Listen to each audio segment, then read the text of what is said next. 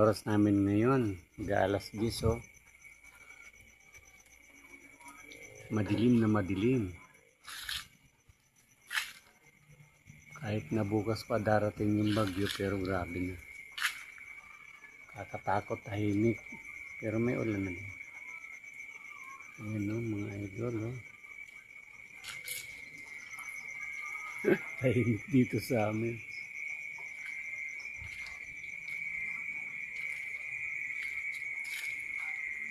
Yan ang kalangitan. Ang dilim na talaga. Covered na yung bahay ko, yung tindahan, no.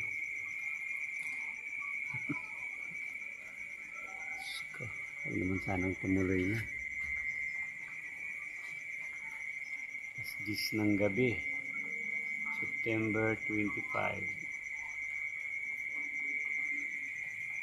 Madaling araw daw darating sa amin.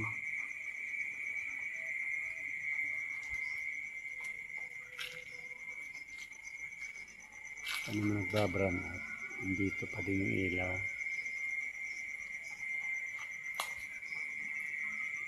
Thank you for watching.